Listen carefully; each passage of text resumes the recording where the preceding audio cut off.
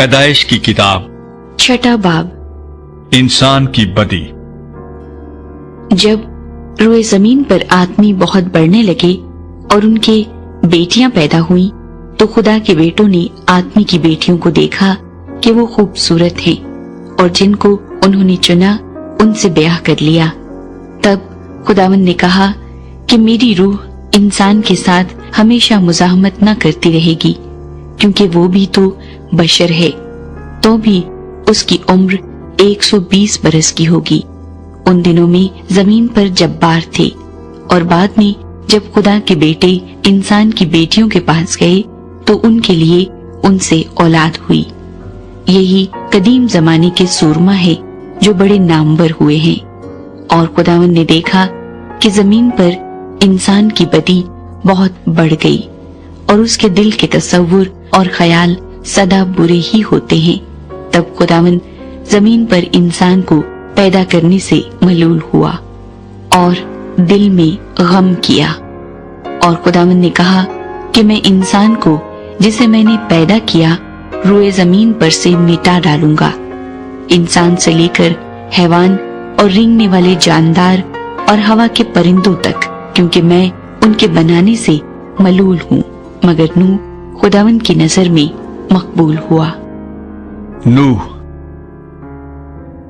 नूह का नसबनामा ये है। नूह मर्दे रास्तबाज और अपने जमाने के लोगों में बेऐब था और नूह खुदा के साथ साथ चलता रहा और उससे 3 बेटे सिम, हाम और याफ्त पैदा हुए। पर जमीन खुदा के आगे नाराज हो गई थी और वो जुल्म से भरी थी। और खुदा ने जमीन पर नजर की और देखा कि वो नाराज हो गई है, क्योंकि हर बशर ने जमीन पर अपना तरीका बिगाड़ लिया था।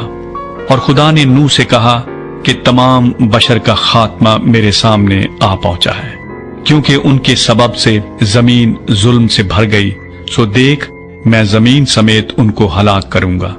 तू गोफर की लकड़ी की एक कश्ती अपने लिए बना, उस कश्ती में कोठड़ियां तैयार करना और उसके अंदर और बाहर राल लगाना, और ऐसा करना कि कश्ती की लंबाई 300 हाथ, उसकी चौड़ाई 50 हाथ और उसकी ऊंचाई 30 हाथ हो। और उस कश्ती में एक रोशनदान बनाना और ऊपर से हाथ भर छोड़कर उसे खत्म कर देना।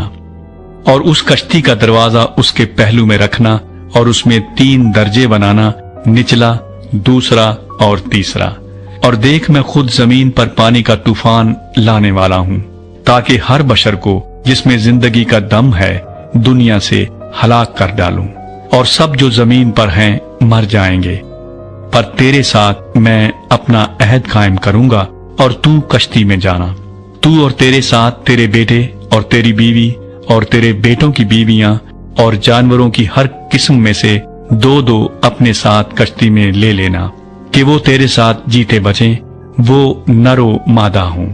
और परिंदों की हर किस्म में से और चरिंदों की हर किस्म में से और जमीन पर रेंगने वालों की हर किस्म में से 2-2 तेरे पास आएं, ताकि वो जीते बचें। और तू हर तरह की खाने की चीज लेकर अपने पास जमा कर लेना, क्योंकि यही तेरे और उनके खाने को होगा। और नूह ने यूं ही किया, जैसा खुदा ने उसे हुक्म दिया था वैसा ही अमल किया।